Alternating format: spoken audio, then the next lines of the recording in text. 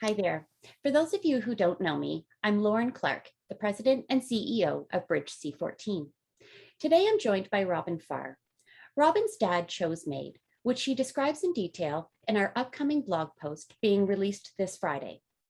I've invited Robin on today to share her story and to provide some insight into what it's like to support a loved one through a MAiD death. Welcome, Robin. Thank you very much, Lauren. I'm happy to share my experience today with everybody. I think in some ways mine is quite typical of what most people would experience, and in some ways maybe a little bit less so.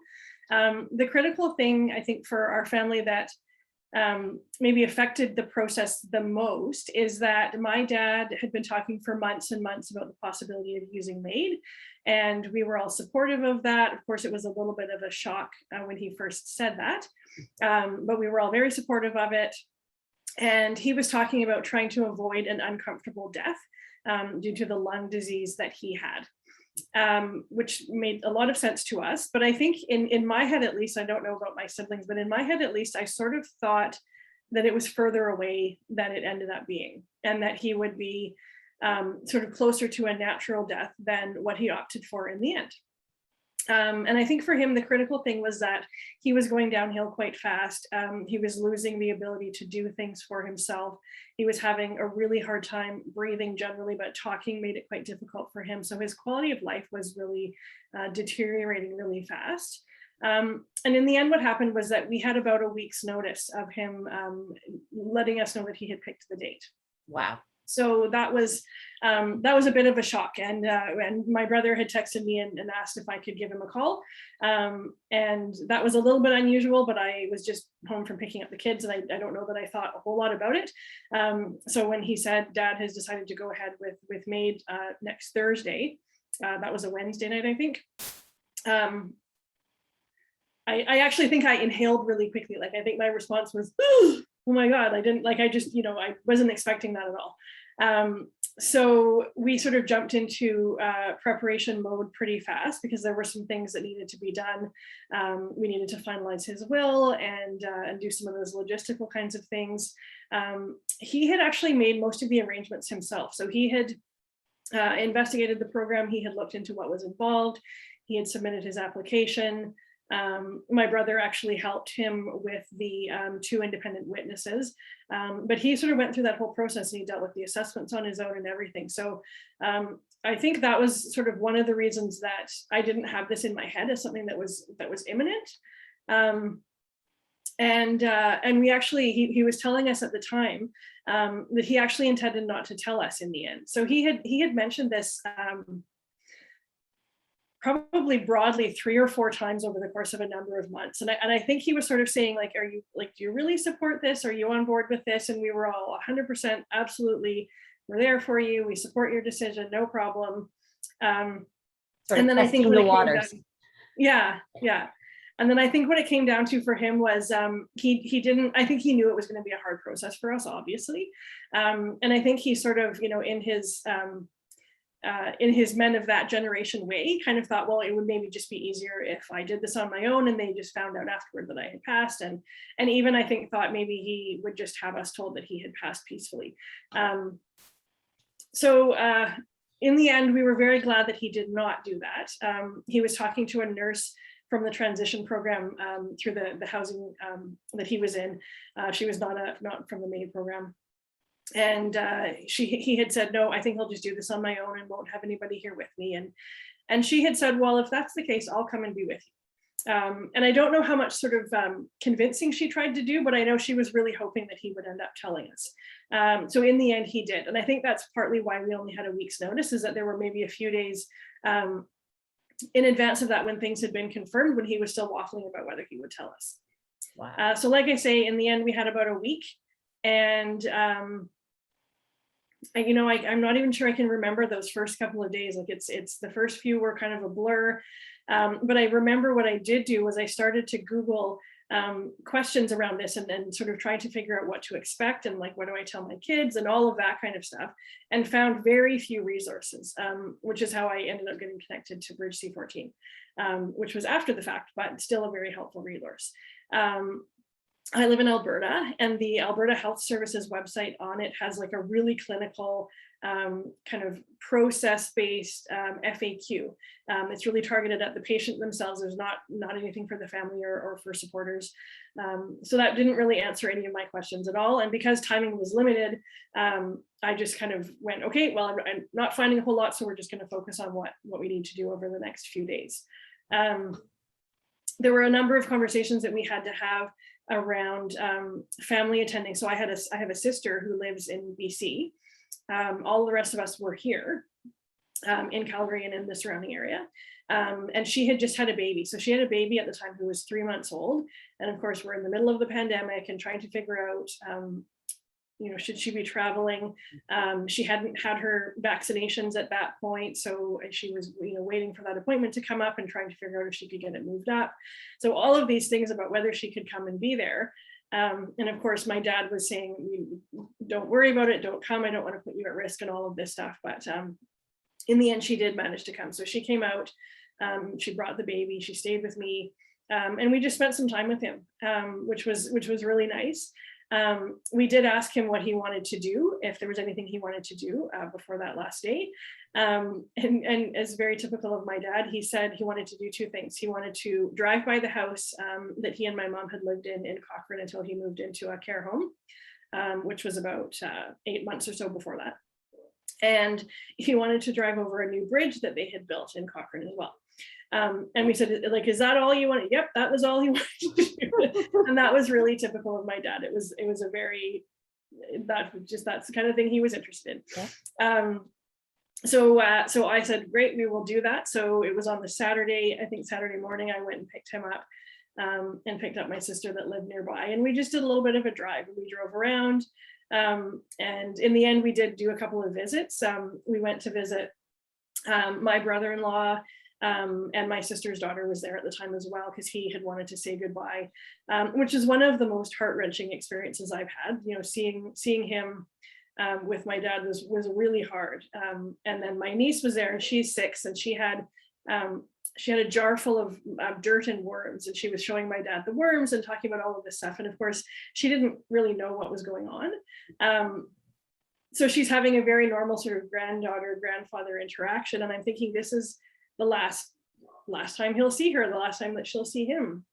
So it's all of these things that just become so clear in your head around, this is the last time, this is the last thing, it'll be all of that kind of stuff. So we visited with them. We went by to see my brother, and his family. Same thing, he has 3 young kids, and his older ones knew that this was sort of happening and were saying goodbye. His younger daughter didn't, and she was doing her 5-year-old things. And so that was a really meaningful process, but really hard. It was emotionally exhausting. And then we went by and we visited his longtime friend, the guy that he's been friends with for years and years and years, and sort of had a bit of a chance to say goodbye to them as well. And then, that was really what he wanted to do. And then he was ready to go and have a rest. So we left him to have a bit of a rest. But it's that kind of stuff that I think is so profound when experiencing this, is picturing the lasts and knowing the exact day that your loved one is going to die is it's a weird process. I haven't lost a lot of people in my life, thankfully. So I'm not going to comment on whether it's better or worse to know in advance, because I'm not sure there is a better or worse. But there's a beautiful piece of it, and there's a really hard piece of it, because you're sort of going, well, it's 4 days until my dad is dead. Now it's 3 days, and you think your brain does these things to you, I think, which is that dichotomy of it all, right? Yeah. And that's often what people describe as that challenge in terms of processing this, because as you described that week, well, a week in some ways is so long, but a week in other ways is so short. And that's, it's nice that you were able to make those beautiful memories and spend that time. And I think that's what MAiD allows, is that time to do those things, whether they're big or small experiences. I think they all kind of weave together and paint this picture, but the picture may look beautiful, but behind it all, there's a lot of emotions there. And what people often describe as like a tsunami of emotions. And I don't know if that's something that kind of resonates with you. You're nodding your head. I'm yeah. Yeah, I would say that's very true. It's because it's a lot all at once, because that's exactly it. You're dealing with the emotion, but you're also trying to mentally process some stuff, which is it's just a lot all at once. But I think in the end, for me anyway, I was glad that I had the time and the opportunity to do those things. I mean, the night before my dad passed, so I have a few siblings. Three of us were in the room with him the night before. We just went to see him. We hadn't really planned it specifically. We were trying to figure out, like, when do we go, and how much do we, spend time with him versus really tiring him out? Does he even care at this point? All of that kind of stuff. So anyway, the four of us ended up in there, and we were chatting with him and sort of laughing and telling stories and crying. And he was, he had met his new granddaughter, which is probably his last granddaughter. I think, none of us are going to have more kids, so it was really nice that he got to meet her. So he's sitting there with a baby, and we're having all of these things. And that's one of those nights I think I'll remember for, forever. He told my dad had some classic stories, and he told some of the really big ones that we kind of revisited. And then he told us a couple that we actually hadn't heard before, which was kind of nice. But we were there quite late. We were there until about 10 or 10:30 that night, which is much later than we normally would have stayed. And then he was really tired and a little bit anxious, I think, because they had given him, I think it was Ativan that they had given him. Then that was really the only hint that I had that he was in any way nervous about this whole process, because otherwise he was just like calm and peaceful and totally ready. And that was one of the nice things about this process, is that as horrible as it is to know that you're going to lose your dad, he was just so ready. And that's that was a comfort for all of us, I think, is knowing that was his choice, and he was ready to go. So yeah, we did that. And then we were all there the day of with him, and my sister, who lives in Australia, who unfortunately of course couldn't come, was on Zoom with us, which was also really nice. So that was a really good thing. And he had requested take your time. He had requested one of his favorite lunches for his last lunch, and my brother got all that for him and brought it to him. And yeah, it was really nice to have that time with him. And I'm really glad that we were able to be there. I sort of laughed when he told us that he wasn't going to tell us initially. And I said, like, have you met our family? That's not how we operate. So that was really good. We were able to go and be with him. And that was really important. I think it was important for us, and it was important for him as well. Well, and it sounds like, just as you describe it, him being ready and feeling ready. And often, the person who is requested MAiD and is accessing MAiD is ready. They're often the ones who say, okay, I was ready, yesterday. And the rest of everybody else is trying to scramble just to try to catch up to that point. But it brings a lot of that, almost a calmness to things, because it's just to see somebody who has this strength, right, and the courage, but to also for all of you to be around him in his most important moment, right? Mm-hmm. And to have that ability to be able to be with everyone ahead of time, to share those special moments and those stories, whether it be dirt and worms in a jar, or seeing, his granddaughter. And I think that's when people talk about their, and share their MAiD stories, it's these little sparks, right? And these moments that bring us happiness, but also tears, because we remember and we go back to that. And I don't think you ever forget those moments, right? Yes, for sure. Yeah. Now, how have you processed your grief through, as you talked about, the pandemic and all of those extra stressors that were on you and your family in terms of those preparations and making sure that his final days, and especially on the day of, was as wonderful as it could be? Well, I think in some ways we got a little bit lucky with the timing. So this was in May of 2021. So we were past the point where we were really sort of, in lockdown, and people weren't supposed to be seeing family members and things. So we had been able to go and see him in advance. And so that was good, where at least we felt like we had, we'd been able to spend some time with him. And even before that, I would go in and visit him and take him things that he needed. And we were all sort of doing that. So that was a really nice thing. And then So I mentioned that my sister from BC came out and stayed with me. My other sister who lives nearby actually came as well for the sort of couple of days before and a couple of days after, I think, which made a huge difference, I think, because so I'm a single parent. My kids live with their dad half time. I had taken them in to see him, and they knew that they were saying goodbye. But then they were at their dad's. They just actually, that's kind of how the schedule worked out. And then they were at their dad's for a couple of days. So in a way, I think it was a little bit easier that they weren't here. And then my sister, my local sister's in the same situation. So her daughter was with her dad. So neither one of us wanted to really be on our own. So we all came here, and then my sister from BC was here.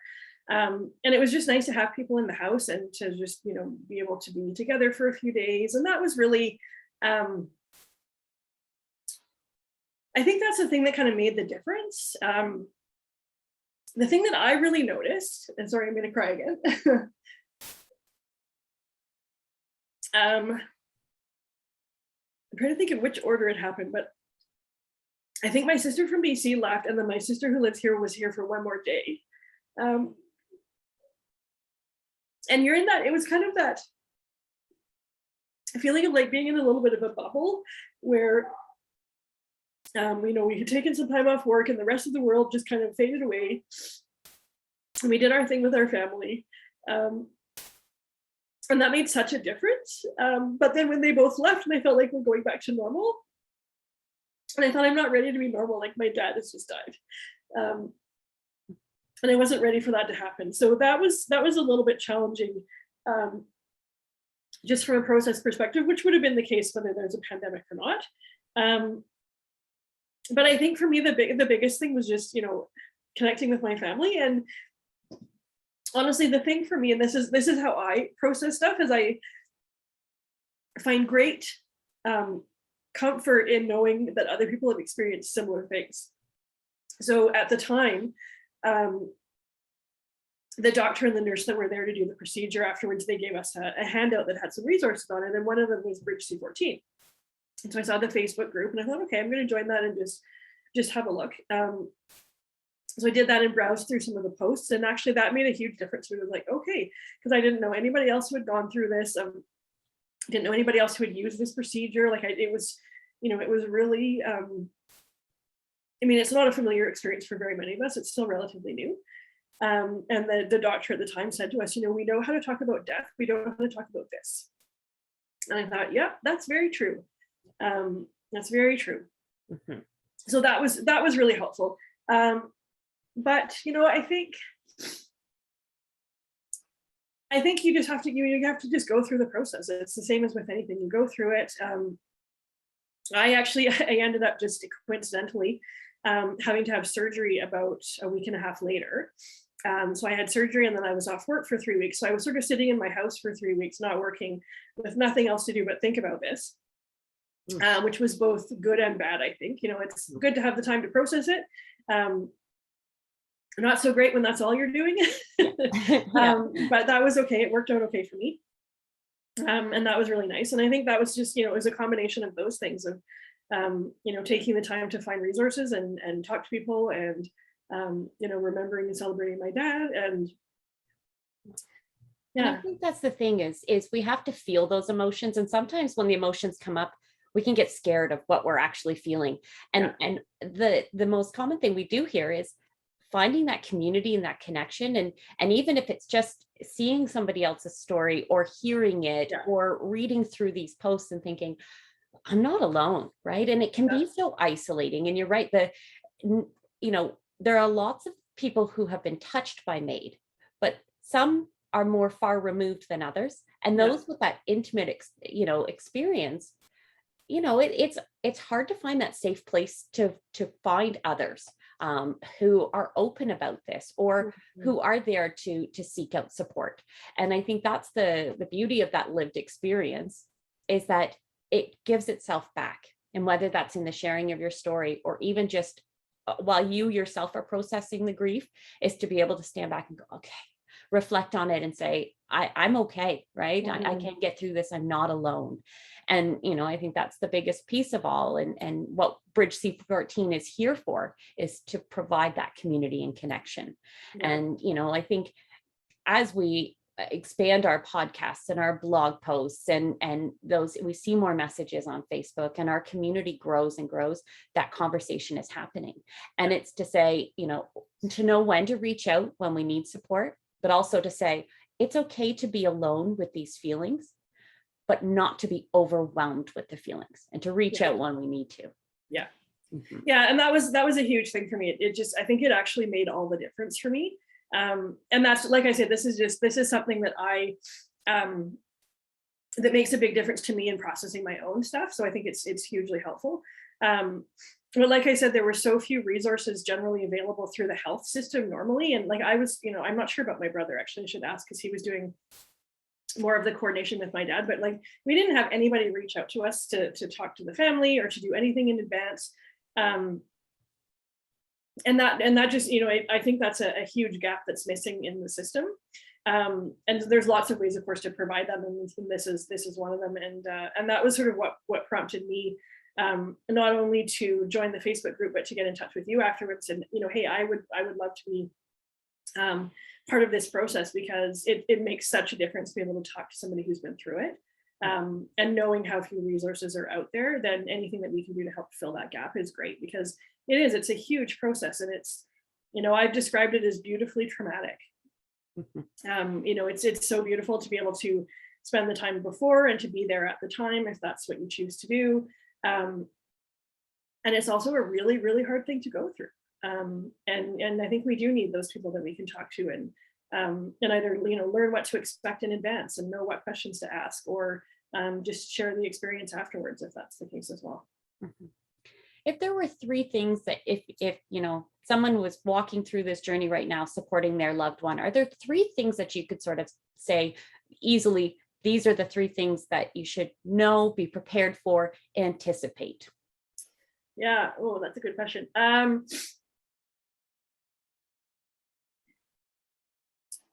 So I would, that's a really good question. I would say, so the first thing that comes to mind is it's a minor thing, but it actually was, it was a huge thing for me in the moment. So we knew that 2 p.m. was the time.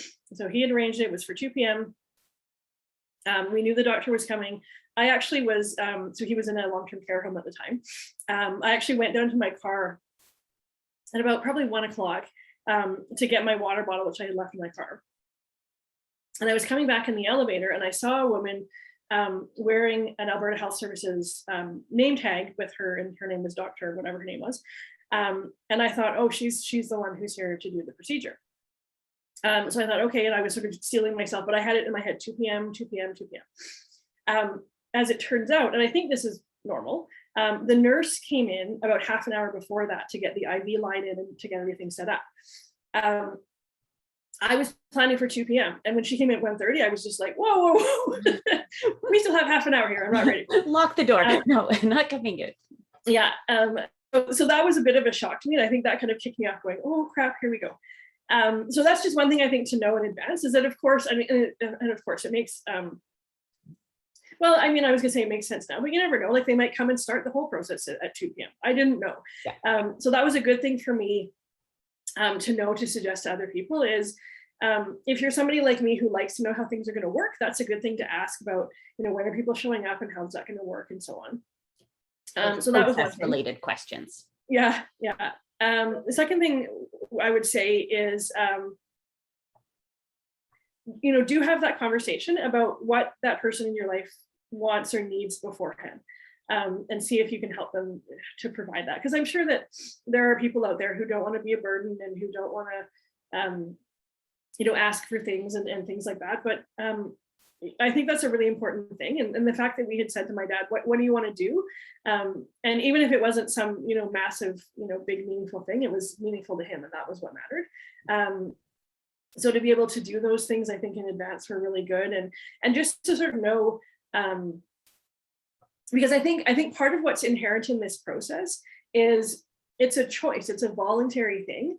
And I think it's natural for us to sort of think, like, couldn't you have waited a little bit longer, or couldn't you have, all of that stuff, which is actually about us and not about them. And so to be able to do those things and really focus on the fact that it was about him. So he did the things that he wanted to do. We knew that he was ready. We had said what we wanted to say. So do all of those things, because this is your chance, and you don't get the chance in all the cases when you lose somebody that you love. So take advantage of that, which I think helps make it a little bit easier after the fact. And then the third thing I would say for people to know is it's a really peaceful process. So they come in, and the doctor explained, and I didn't know any of this in advance, but the doctor explained, they come in and they obviously, he had the IV line in, and they provide sort of a sedative of some kind that essentially sort of puts somebody to sleep. And then they put in the medication that stops their heart. And so it was useful for us to know sort of how that worked, and to know that he was essentially going to be asleep before, the other piece even happened. But it's a really peaceful thing. The one thing I didn't know or didn't think about that I think I would do differently next time is, the doctor was sort of chatting, and we were all there and we were fine, but she had sort of said, are there any last stories that you want to tell? She said this to my dad. So he started this story. And it was actually a story that none of us had heard before.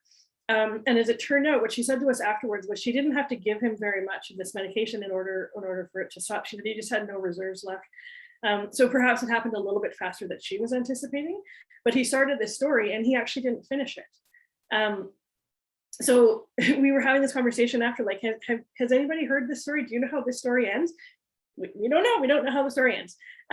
It was more of like an anecdote than it was a personal story. So it wasn't like we're missing a huge piece of information about him. It was just one of his funny stories. So that was really the piece I think that surprised me, is that it happened really fast, which I think is good for him. But it would be a good thing to know, is that it's quite quick, really peaceful. And that's really, I think, what anybody could want for ourselves, for anybody that we love, is to have a peaceful death, and that's what you get with this. And that's, like I said, that's a beautiful thing. Thank you for sharing. And I think that's helpful for people to hear these things. These are real life stories, and it's sometimes what in some ways are very minor things, but they make such a big difference, right, in terms of that overall experience. And that's where, the more we know ahead of time, and some people choose and say, don't tell me anything, I don't want to know. Yeah. But I think sometimes knowing ahead of time makes a difference after the fact. And so I'm so glad that you're sharing this. Do I wish you had this information before? Absolutely. But here we are. And I think now your story has more power, and it's empowering that you gave your dad the ability to choose things. And now you can take on his story, share it with others, and share your own experience and what that's like to help someone, to that next person who can then help the next person. And together we build this community, right? And at the end of the day, that's what we want, for those good days and the bad days and all the days in between. Exactly. Yeah, that's very true. Well, I really want to thank you, Robin, for taking the time today to share in your story, your experience, and for giving back and helping to support others who are walking this journey now, and who have experienced the loss of someone else, who say, I need help, and they can turn and they can reach out to us, and through us, as an organization, we can build those connections. So again, thank you. And we'd love to have you back on again to share more. And if anybody has any questions or concerns, or wants to send a message out to Robin, let me know. You can get our contact information on the website, and we'll continue the conversation. Thank you very much, Lauren. All right. Take care. Thank you. You too.